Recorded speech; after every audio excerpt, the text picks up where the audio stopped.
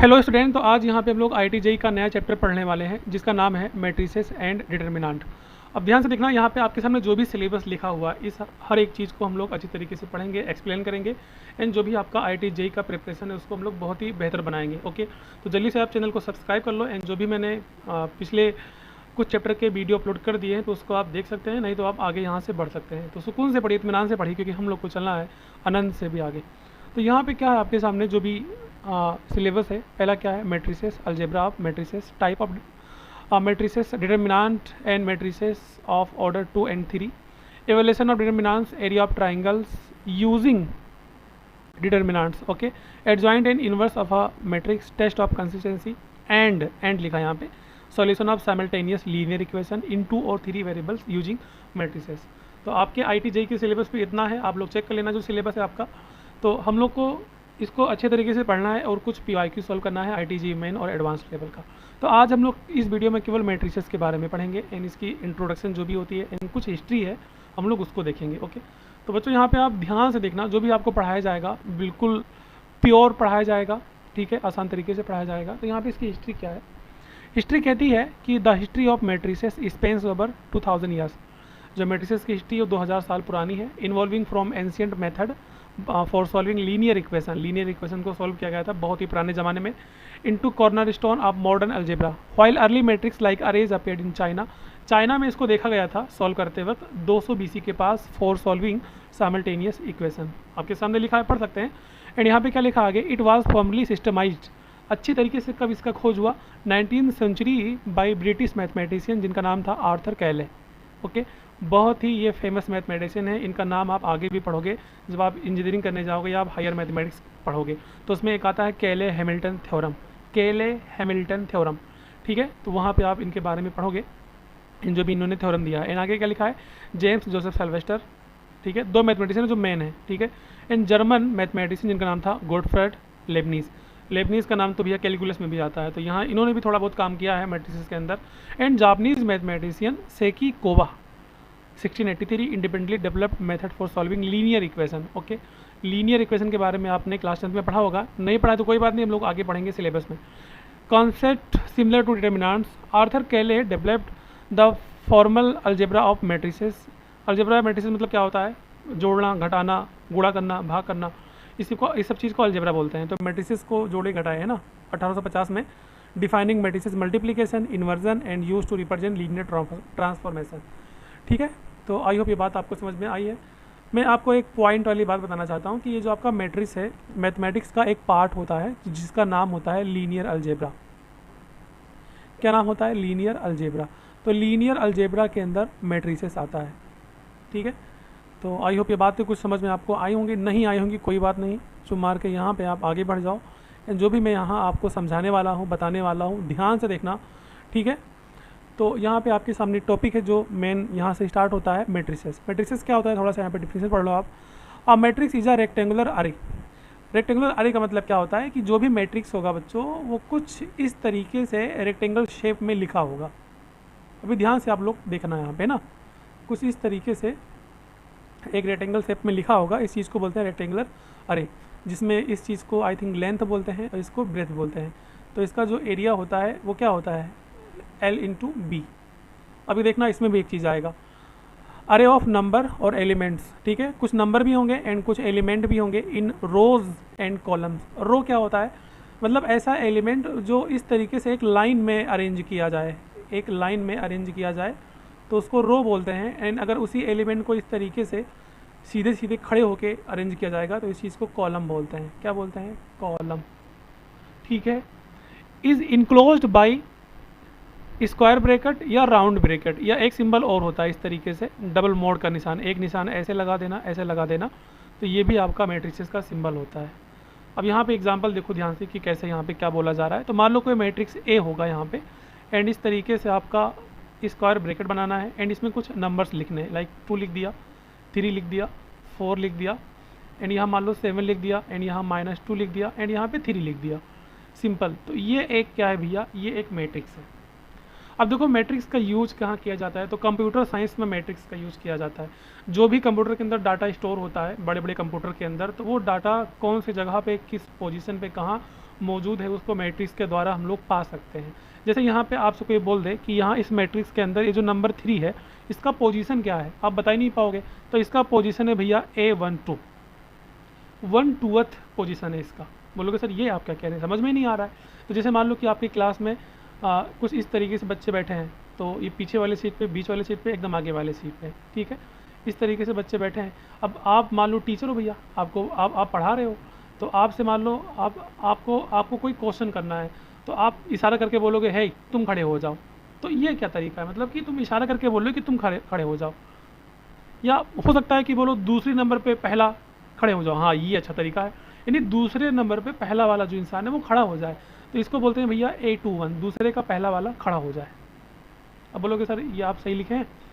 तो ये सब चीज़ केवल एक तरीका है आपके रियल लाइफ में, बट मैट्रिक्स के अंदर इसको किस तरीके से देखते हैं हम लोग बच्चों, वो देखने वाले हैं। आई होप ये बातें आपको समझ में आ रही होंगी। तो अब ध्यान से देखना, मैं इसको मिटा रहा हूँ एंड आगे कुछ बातें इसको पहले आप देख लो। तो यहाँ पे लिखा है the matrix is represented by capital A is equal to square bracket AIJ element होता है एंड M×N ऑर्डर होता है। मैं इसको ना यहाँ पे लिख दे रहा हूँ, कैपिटल A से इसको डिनोट करते हैं एंड इस तरीके से स्क्वायर ब्रैकेट के अंदर AIJ टाइप के एलिमेंट लिखे जाएंगे। अभी मैं इसके बारे में जस्ट बता रहा हूँ। एन इसका कुछ ऑर्डर होता है जिसको बोलते हैं M×N, यहाँ पे लिखा है where AIJ is called the ijth element of the matrix. वही जो बोल रहा था ना कि दूसरे नंबर का पहला बच्चा खड़ा हो जाए, तो इसी को बोलते हैं ijth element of the matrix. यानी ये जो AIJ है ये एलिमेंट होता है, इस तरीके से एलिमेंट को मैट्रिक्स के अंदर रिप्रेजेंट करते हैं। ओके, एंड यहाँ पे जो ये M×N होता है बच्चों, ये जो M×N देख रहे हो इस चीज़ को बोलते हैं ऑर्डर ऑफ मैट्रिक्स। क्या बोलते हैं, ऑर्डर ऑफ मैट्रिक्स। एंड इस चीज़ को एक और नाम से भी जानते हैं, साइज ऑफ मैट्रिक्स। यानी M×N जो होता है ये मैट्रिक्स के साइज को भी दिखाता है, ठीक है।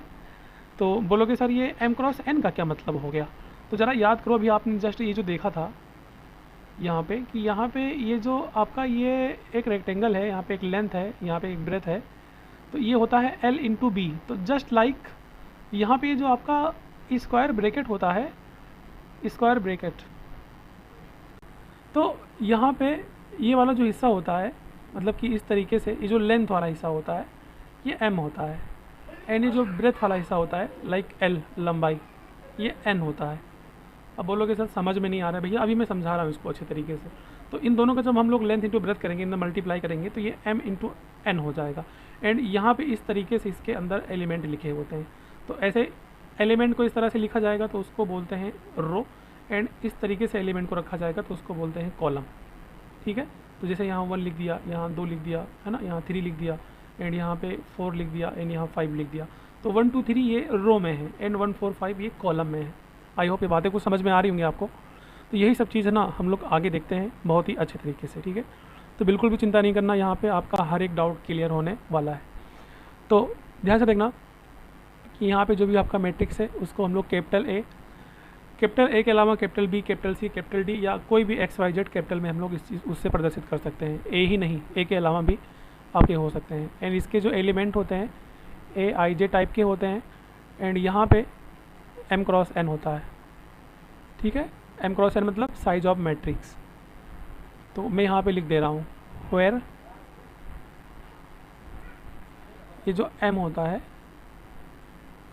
ये नंबर ऑफ रोज़ को दिखाता है, नंबर ऑफ रोज़ को रिप्रेजेंट करता है। एंड ये जो N होता है, N स्मॉल n, ये नंबर ऑफ कॉलम को दिखाता है, नंबर ऑफ कॉलम, ठीक है।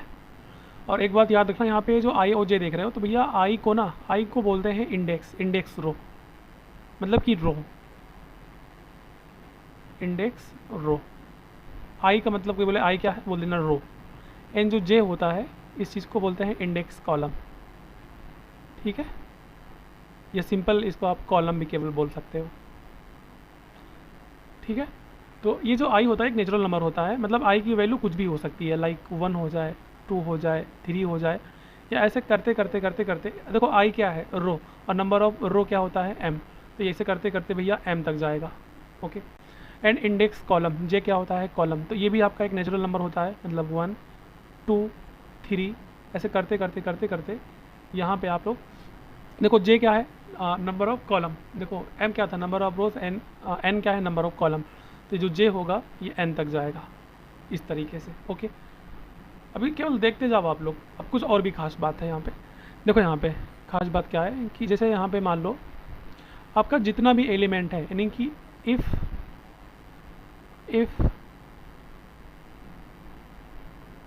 ए I J belong to real number, मतलब जितना भी ए आई जे एलिमेंट है वो रियल नंबर से लिया जाएगा, देन ये जो मैट्रिक्स ए होगा इसको भैया बोलेंगे रियल मैट्रिक्स। क्या बोलेंगे? इस चीज़ को बोलेंगे रियल मैट्रिक्स। अगर आपको वीडियो स्लो लग रही होगी तो आप प्लेबैक स्पीड बढ़ा सकते हैं। एंड दूसरा ध्यान से देखना, if A I J belong to complex number, है ना, belong to complex number, then आप तो शायद समझ गए होंगे अब। देन ये जो मैट्रिक्स ए होगा इसको भैया बोलेंगे कॉम्प्लेक्स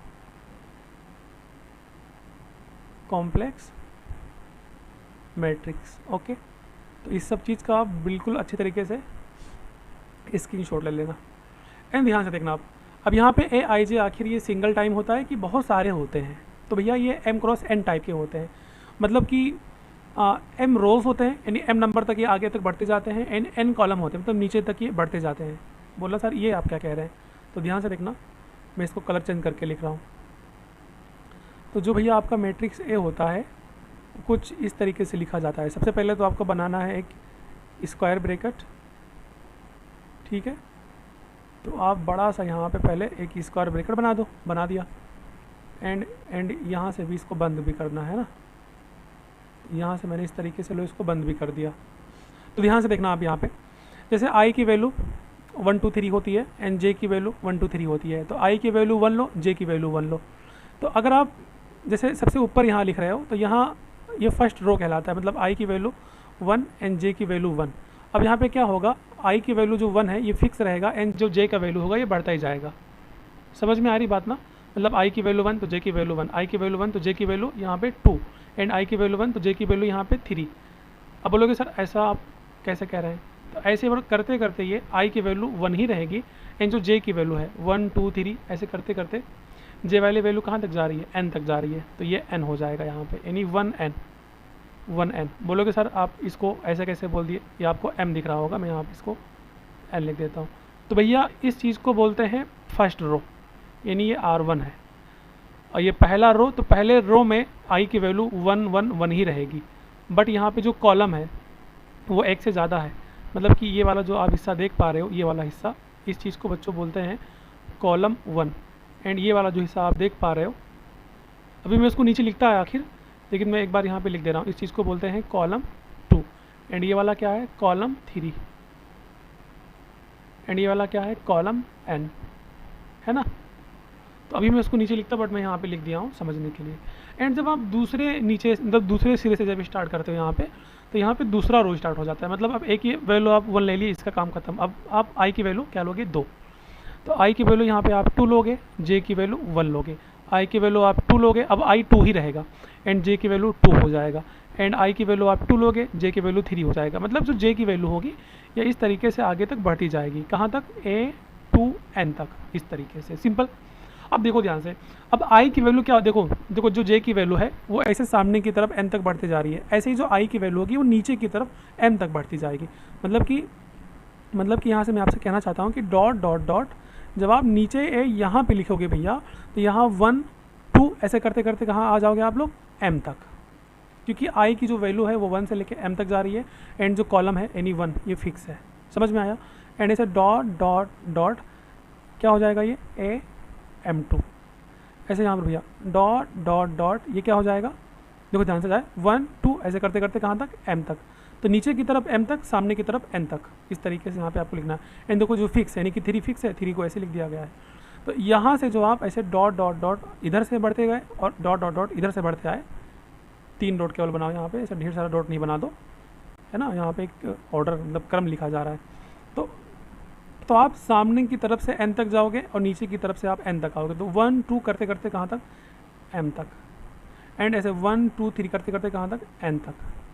तो ये ए एम एन एलिमेंट, इस तरीके से इस चीज़ को बच्चों क्या बोलते हैं, आई का एन एलिमेंट, सॉरी आई का एम एलिमेंट एंड रो का, सॉरी कॉलम का एन एलिमेंट, इस तरीके से अरेंज किया गया है एम क्रॉस एन। तो एम क्या है, नंबर ऑफ रोज, एन क्या है, नंबर ऑफ कॉलम। तो यहाँ पे मैंने यही बोला था आपसे ना कि ये वाला जो चीज़ बच्चों आप देख रहे थे, इस चीज़ को बोलते हैं कॉलम 1 एंड इसको रो 1, इसको क्या बोलते हैं, रो 2। ऐसे आगे तक आप बढ़ते जाओगे तो ये बढ़ता ही जाएगा, ठीक है। ये वाला क्या है, कॉलम 2। तो आई होप जो बातें मैंने यहाँ आपको बताई हैं समझ में आ गई होंगी। अब बोलोगे सर एक एग्जाम्पल से आप देख के समझा देते तो बहुत ही अच्छा होता। तो भैया मैं यहाँ से आपको एक एग्जाम्पल से समझा देता हूँ। तो एक बात यहाँ पे याद रखना कि ये जो m और n होता है बच्चों, ये भी आपका एक नेचुरल नंबर ही होता है, ठीक है। तो मैं यहाँ से एक एग्जाम्पल से आपको समझा देता हूँ।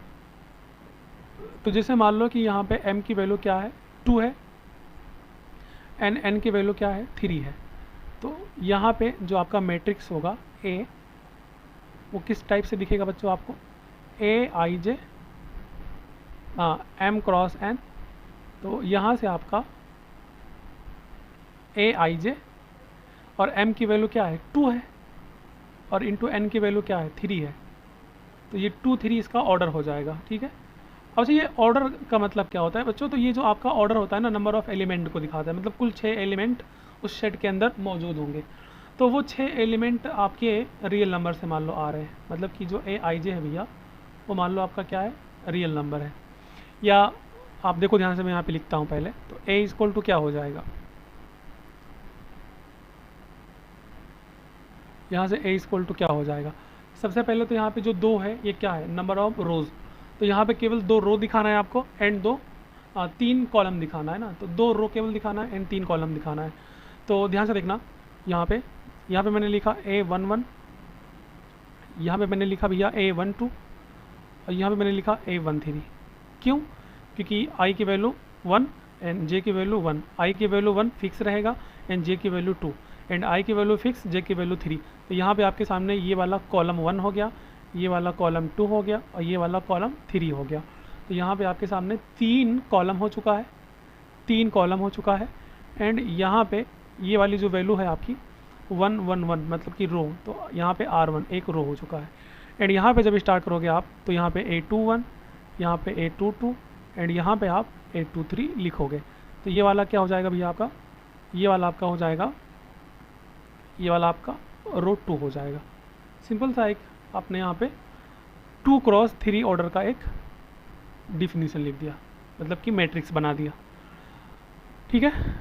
तो आई होप ये बातें समझ में आई होंगी। एंड यहाँ पे ध्यान से देखो आप लोग, जैसे यहाँ पे A11, A12, A21, A22, A23 ये सब का सब क्या है, रियल नंबर है ना। तो यहाँ पे मैं इसी मैट्रिक्स A को भैया यहाँ पे मैं कुछ इस तरीके से भी लिख सकता हूँ, मतलब कि A11 जो है ये AIJ का A11, A12, A13 हिस्सा है। तो A11 का मतलब क्या होता है बच्चों, A11 का मतलब होता है first row and first column element, ठीक है। तो A11 की जगह पे मान लो मैंने यहाँ पे 1 ले लिया, क्योंकि रियल नंबर है तो कुछ भी ले सकते हो। एंड A12 की जगह मान लो आपने यहाँ पे -1 ले लिया, एंड A13 की जगह मान लो आपने 2 ले लिया, एंड ये -2 ले लिया, एंड ये 3 ले लिया, एंड ये मान लो 4 ले लिया, ठीक है। ये भी आपका एक मैट्रिक्स हो गया, बस यहाँ पे आपने वैल्यू को रख दिया है। अब आपसे कोई पूछ ले कि A22 की वैल्यू कितनी है, तो देखो A22 यहाँ पर है, तो A21 ये A21 हो गया और ये वाली वैल्यू क्या हो गई, A22। तो A22 की वैल्यू कितनी है बच्चों, यहाँ पे A22 की वैल्यू यहाँ पे 3 है। सिंपल, कितना आसान है, कोई टफ है। तो आई होप ये भैया जो मैंने बताया आपको, ये बातें जो हैं समझ में आपको आ रही होंगी। एंड यहाँ पे जो भी आपका पूरा का पूरा एलिमेंट है वो सबका सब रियल नंबर से लिया जा रहा है। तो ये आपका जो मैट्रिक्स है वो रियल मैट्रिक्स हो गया है ना। एंड यहाँ पे एक एग्जांपल मैं आपको समझा देता हूँ कॉम्प्लेक्स का भी। तो जैसे मान लो कि यहाँ पे मैंने A इक्वल टू लिखा AIJ,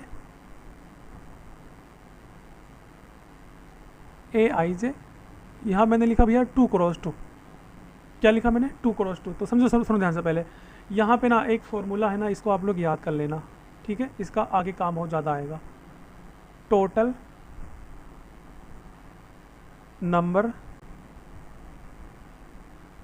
नंबर ऑफ एलिमेंट्स। तो इसका फॉर्मूला होता है जो भी आपका ऑर्डर होता है, मतलब कि m क्रॉस n उसका मल्टीप्लाई यानी mn। तो जैसे यहाँ पे टोटल नंबर ऑफ एलिमेंट की बात करेगा, टोटल नंबर ऑफ एलिमेंट की अगर यहाँ बात करता है यानी कुल एलिमेंट कितना है, तो यहाँ पे 2 2 जा क्या हो जाएगा, एम की वैल्यू 2 है और इंटू एन की वैल्यू भी 2 है, तो 2 2 जा कितना हो जाएगा 4। तो यहाँ जो भी आप मैट्रिक्स बनाओगे भैया उसके अंदर 4 एलिमेंट केवल आएंगे। कौन कौन से आएंगे, पहला आप A11 लोगे एंड फिर यहाँ पे A12 लोगे एंड फिर अगला A21 लोगे एंड यहाँ पे A22 लोगे। ठीक है, समझ में आ रही बात ना। A11 A12, अब कोई बोल दे सर A13 क्यों लेंगे भैया, क्योंकि यहाँ पे number of rose number of column दो है, तो 2 रो 2 कॉलम ही चाहिए हम लोग को। अब सुनो ध्यान से, जैसे मान लो कि यहाँ पे एक कंडीशन दे देता कि जितना भी फॉर ऑल यानी जितना भी AIJ है वो सबका सब कॉम्प्लेक्स नंबर से बिलोंग करता, तो यहाँ से जो भी आपका सेट बनता वो क्या बनता। अब यहाँ पे जितना भी एलिमेंट है A11 A12 A21 A22 ये सबका सब क्या है, कॉम्प्लेक्स नंबर है। तो A1 में मान लो यहाँ आपने लिख दिया 2 + आयोटा एंड A12 को केवल आपने लिख दिया माइनस आयोटा एंड A21 को क्या मैं केवल -2 लिख सकता हूँ एंड A22 को आप लिख सकते थे minus iota -1।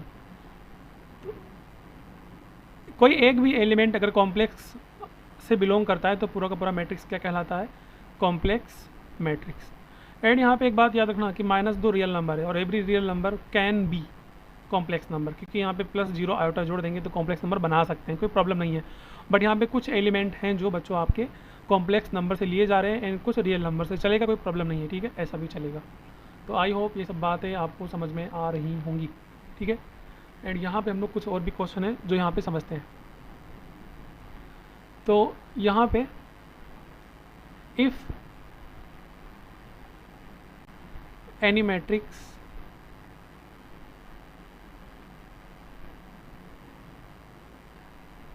having 12 elements, then possible matrix order, then possible matrix order, simple है ना। तो मतलब यहाँ पे कह रहा है कि मतलब यहाँ पे भैया कोई मैट्रिक्स है, यहाँ पे सुनो ध्यान से, मैं यहाँ पे लिख दे रहा हूँ। यहाँ पे कोई मैट्रिक्स है A नाम का जिसके अंदर कह रहा है कि 12 एलिमेंट है। तो 12 एलिमेंट का मतलब क्या हो गया, जैसे यहाँ पे आप A11 ले लो, यहाँ पे आप A12 ले लो, यहाँ पे आप A13 ले लो, यहाँ पे आप A14 ले लो, है ना, फिर यहाँ पे आप A21 ले लो। समझ में आ रहा है ना। देखो यहाँ पे 1 1 1 2, देखो 1 1 1 यानी पहला रो। अब देखो दूसरे में दूसरा रो, तो यहाँ पे 2 लोगे यानी 2 से स्टार्ट करोगे, तो A21 ले लो, A22 ले लो, A23 ले लो एंड जो ऊपर का नंबर उसको फिक्स किए रहना एंड यहाँ पे A24 ले लो एंड यहाँ पे A31 ले लो, A32 ले लो। अरे क्या हो रहा है यार, 3 यहाँ पे क्यों लिखा जा रहा है, क्या हो रहा है, यहाँ पे गलती हो रही है। A32 ले लो, समझ में आ रही बात ना। यहाँ पे A33 ले लो एंड यहाँ पे आप A34 ले लो। गिन लो, देखो 12 एलिमेंट है, तो 4 4 8 है ना, 4 12 यानी 12 एलिमेंट है। तो कह रहा है कि इसका जो मैट्रिक्स का ऑर्डर है कितना हो सकता है। तो ऑर्डर क्या होता है, number of rose number of column. तो यहाँ पे ये जो आपके दिख रहे हैं भैया, इसको बोलते हैं हम लोग कॉलम बोलते हैं ना, इसको क्या बोलते हैं, कॉलम बोलते हैं। ये सब कॉलम होता है, यानी ये कॉलम 1 हो गया, ये कॉलम 2 हो गया, ये कॉलम 3 हो गया, ये कॉलम 4 हो गया। मतलब 4 कॉलम हम लोग को यहाँ पे मिल गए। कुल कितने कॉलम है भैया, 4 कॉलम। एंड यहाँ पे इसको रो बोलते हैं, यानी R1 हो गया, ये पूरा रो हो गया। देखो ऐसे ऐसे अगर आप अगर इस तरीके से चलोगे तो ये कॉलम होता है एंड आप जब इस तरीके से चलोगे तो ये रो होता है। तो ये R1 हो गया एंड ये वाला क्या हो गया भैया, R2 हो गया एंड ये वाला क्या हो गया भैया, R3 हो गया। तो यहाँ पे कुल कितने रो हैं, 3 रो हैं एंड 4 कॉलम है। समझ में आ रही बात ना। तो यहाँ पे जो भी आपका मैट्रिक्स बना है भैया, है ना, जो भी यहाँ आपने ये मैट्रिक्स अभी बनाया है, इसका ऑर्डर कितना होगा। तो आप जो लिखते हो ऑर्डर कैसे लिखते हो, m क्रॉस n। m क्या होता है, m क्या होता है, नंबर ऑफ रोज। तो नंबर ऑफ रोज कितना है, 3 एंड n क्या होता है, नंबर ऑफ कॉलम। तो नंबर ऑफ कॉलम कितना भैया, नंबर ऑफ कॉलम 4 है। समझ में आ रहा है। तो 3 क्रॉस 4 आपका क्या हो गया, ऑर्डर हो गया। बट कह रहा है कि देन पॉसिबल मैट्रिक्स ऑर्डर। तो क्या 3 क्रॉस 4 ऑर्डर ही हो सकता है। हो सकता है कि भैया इस एलिमेंट को आप कुछ इस तरीके से अरेंज कर दो, मतलब कि यहाँ आप A11 ले लो, यहाँ पे आप A12 ले लो, फिर बाकी का ख़त्म कर दो, यहाँ पे A21 ले लो एंड यहाँ पे आप A22 ले लो, फिर यहाँ पे आप भैया A31 ले लो, फिर यहाँ पे आप A32 ले लो। ऐसे आगे तक आप बढ़ते चले जाओ 12 नंबर तक, है ना। तो जैसे ये 2 2 ये 3 कितना हो गया, 6 हो गया। एंड यहाँ पे आगे मतलब आप बढ़ते चले जाओगे तो यहाँ पे जो भी आप मैट्रिक्स बनाओगे जो भी मैट्रिक्स बनाओगे उसमें आई थिंक आपके 6 रो दिखेंगे, है ना, 6 रो दिख रहे हैं एंड यहाँ पे 2 कॉलम दिख रहे हैं, तो 6 इंटू 2 ये हो जाएगा। अब ध्यान से देखो आप लोग कि जो भी आपका मैट्रिक्स का ऑर्डर है इसका मल्टीप्लाई कराओ, तो 4 यहाँ 12 एंड 6 2 जा 12, यानी कि ये भी 12। देखो ध्यान से, ये जो नंबर ऑफ भैया एलिमेंट होते हैं ये फैक्टर होते हैं ऑर्डर के, मतलब ये जो नंबर ऑफ एलिमेंट है 12, इसका आप कितना फैक्टर कर सकते हो वही उसका जो फैक्टर होगा उसका ऑर्डर कहलाएगा। मतलब कि जितना भी एलिमेंट है उसको आप किस तरीके से कितने तरीके से अरेंज कर सकते हो। ठीक है, आई होप ये बातें यार आप लोग को समझ में आ रही होंगी। ठीक है, तो ध्यान से देखना, मैं यहाँ पे आके कर दे रहा हूँ।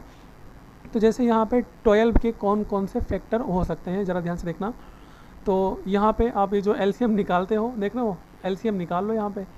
तो 2 6 जा 12 एंड यहाँ पे आपका 2 3 जा 6 एंड यहाँ से आपका 3 1 जा 3। तो यहाँ पे आपके कितने फैक्टर बनेंगे, यहाँ पे आपके बनेंगे भैया 2 इंटू 2 इंटू 3 और इंटू 1 भी ले लो इसमें। अब देखना ध्यान से, आप लोग यहाँ पे कितना 12 का कितना फैक्टर निकाल सकते हैं, मतलब मल्टीप्लाई में। देखो जरूरी नहीं कि फैक्टर के अलावा भी चलेंगे। तो जैसे आप यहाँ पे 2 2 जा 4 इंटू 3 ले लो, 4 इंटू 3 कर सकते हो, है ना, 12 आएगा। एंड इसका उल्टा कर दो, मतलब 3 इंटू 4 कर दो, 12 आएगा, कोई प्रॉब्लम है नहीं है। एंड यहाँ आप देखो, यहाँ पे आप m इंटू एन तरीके से लेना, मतलब कि यहाँ पे देखो m की वैल्यू 4 हो गई, n की वैल्यू 3 हो गई। ये नहीं कि आप जैसे 2 इंटू 3 ले लिए, ऐसा नहीं चलेगा भैया, ऐसा नहीं चलेगा। m की वैल्यू सिंगल टाइम ही लेना है आपको, नहीं तो ये m हो गया, ये n हो गया, इसको क्या मानोगे। ठीक है, समझ में आ रही है ना। तो दो नंबर करके आप लेना है यहाँ पे। तो 12 को यहाँ पे हम लोग 6 इंटू 2 भी बोल सकते हैं, 12 भी आएगा, है ना। अरे 2 3 जा 6 यार। एंड यहाँ पे इसका उल्टा कर दो जस्ट, अब एक ऑर्डर भी बन जाएगा। तो यहाँ पे 2 इंटू 6 भी हो सकता है। एंड और कुछ बचा है, हाँ बचा है भी ना। 12 को आप 12 तरीके से लिख सकते हैं, मतलब 12 इंटू 1 एंड 12 को आप 1 इंटू 12 भी लिख सकते हैं। मतलब कितने तरीके से हम लोग इसका फैक्टर यानी मल्टीप्लाई में लिख सकते हैं भैया, वो उस चीज़ का, ठीक है, ये पूरा इक्विपमेंट जा रहा है बार बार, वो उस चीज़ का क्या होता है, ऑर्डर होता है। ठीक है, तो यहाँ पे एग्जाम्पल से आप देखो ध्यान से, आप मतलब जो मैंने बनाया है मैं इसको एग्जाम्पल से बना दे रहा हूँ। तो जैसे आपके पास 12 एलिमेंट है, तो 12 एलिमेंट को आपको इस ऑर्डर में लिखना है, 4 इंटू 3 ऑर्डर में। तो 4 रो होने चाहिए और 3 कॉलम होने चाहिए, है ना। तो जैसे आपने यहाँ पे A1 1 लिया, A1 2 लिया, A1 3 लिया। देखो ध्यान से 1 2 3 कॉलम। अरे जो ये जे वाले नंबर होते हैं ये कॉलम को दिखाते हैं, तो बस अब ये आप छोड़ दो। हाँ, A1 3 हो गया। एंड अब अगला स्टार्ट करो, और हम लोग को 6 रो लेने हैं ना। तो ऐसे ही आप जो आई वाला है उसको आप 4 नंबर तक लेके जाओगे एंड आपका रो 3 नंबर तक तो है ही है। तो यहाँ पे आपका स्टार्ट होगा 8 2 1, मतलब कि दूसरा रो 8 2 2, दूसरा रो दूसरा कॉलम है ना, 8 2 3। ठीक है, तो 1 2 3 इसको फिक्स कर देना क्योंकि 3 कॉलम हो चुका है एंड बाकी हम लोग 4 नंबर तक नीचे जाएंगे ना। तो 8 2 3 हो गया। एंड अगला जो स्टार्ट करोगे तीसरा रो, तो A3 1 और A3 2 तीसरा, और A3 3 ना। और अगला भैया क्या होगा आपका A4 1, यानी कि चौथा रो, और A4 2 और A4 3। तो बन गया सिंपल। तो यहाँ पे जो भी आपका ना, आपका ये एक और नया मैट्रिक्स बना है, इसमें आपने 3 कॉलम लिया है और 1 2 3 4 रो लिया है, तो 4 इंटू 3। तो ये मैट्रिक्स का एक ऑर्डर हो गया। ऐसे ही हम लोग भैया इस तरीके से अरेंज कर सकते हैं। जैसे ये 12 इंटू 1 का मतलब क्या होता है, 12 रो होने चाहिए एंड 1 कॉलम होना चाहिए। तो जैसे आपने यहाँ पे ले लिया A11, तो यहाँ पे जो जे वाला हिस्सा है, देखो मैं यहाँ पे मार्क कर दे रहा हूँ, ध्यान से देखना, नहीं दिमाग से उतारोगे तो खत्म आपका कहानी। तो ये वाला जो आपका हिस्सा भैया ये जे वाला है। जे का मतलब क्या होता है, कॉलम, है ना। ये आपने क्या ले लिया, कॉलम ले लिया, ये आपका कॉलम हो गया। तो अब ये 1, यानी कि यहाँ पे देखो 1 नंबर ऑफ जो कॉलम है 1 ही है, तो 1 ही होना चाहिए। एंड जो रो है वो 12 बार लेना है हम लोग को ना। तो यहाँ पे A11 हो गया, है ना। फिर क्या हो गया, हाँ A21 हो गया, A22 हो गया, A23 हो गया। अरे A23 यार, नहीं, एलिमेंट तो चेंज होता रहेगा ना, एलिमेंट तो आपका चेंज होता रहेगा। A21 हो गया, A3 में लेना है ना। समझ में आ रहा है, देखो 1 2 3 ऐसे करते करते आप कहाँ पहुँच जाओगे, 12 एलिमेंट तक, है ना, यानी 12 बार। ये जो भी यहाँ पे आपका मैट्रिक्स बनेगा 12 बार तक, यानी ना, तो वो क्या होगा, 12 रो इंटू 1 कॉलम। समझ में आ रही बात ना। एंड इस तरीके से जब आप अरेंज करोगे तो यहाँ पे क्या है, नंबर ऑफ कॉलम कितने हैं, 12 है। तो आप A11 A1 2, देखो 1 2 2 कॉलम हो गया, फिर तीसरा कॉलम, फिर चौथा कॉलम, फिर पांचवा कॉलम, ऐसे करते करते यहाँ 12 कॉलम तक पहुँच जाओगे आप लोग। ठीक है, तो देखो यहाँ पे ये क्या है, सिंगल कॉलम है, बट इस तरीके से ये रो को दिखाता है। तो एलिमेंट, इसका मतलब है नहीं कि ये देखो अगर ये आपका जो एलिमेंट है कि उसे सीधे खंभे की तरह खड़ा है तो कॉलम को दिखा रहा है। यहाँ पे इस तरीके से देखो, अब ये कॉलम हो गया। अब आपको तो क्या दिख रहा है, आपको दिख रहा होगा कि सर ये सबको सब तो एक लाइन में लिखा, नहीं भैया, ये हर एक एलिमेंट किस में है, कॉलम में लिखे गए हैं हर एक एलिमेंट को। और यहाँ पे इस तरीके से हर एक एलिमेंट को किस में लिखा गया है, रो में लिखा गया है। समझ में आ रही है, यहाँ पे कॉलम देखा जा रहा है। ठीक है, यहाँ पे कॉलम देखा जा रहा है। अब ये सब चीज़ भैया हम लोग आगे पढ़ेंगे टाइप्स ऑफ मैट्रिक्स के अंदर। आई होप कि जो बातें हैं आपको समझ में आई होंगी। एंड यहाँ पे एक बात और है, आप और ध्यान से समझ लो कि जैसे मान लो कि जो भी मैट्रिक्स आप बना रहे हो उसके अंदर 12 एलिमेंट है, तो 12 एलिमेंट को आप किस तरीके से अरेंज कर सकते हो, तो उस चीज़ को बच्चों हम लोग बोलते हैं 12 फैक्टोरियल।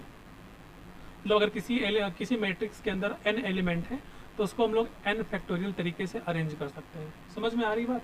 तो अगर ये पूछेगा क्वेश्चन में आगे, जब मैं क्वेश्चन लूँगा तो आपको समझाऊंगा। तो आई होप जो भी मैंने समझाया है, ठीक है, अगर आपको समझ में आया तो बहुत ही अच्छी बात है बच्चों। ठीक है, तो ऐसे सुकून से बड़ी इत्मीनान से बड़ी हम लोग को चलना है, आनंद से भी आगे। Thank you so much.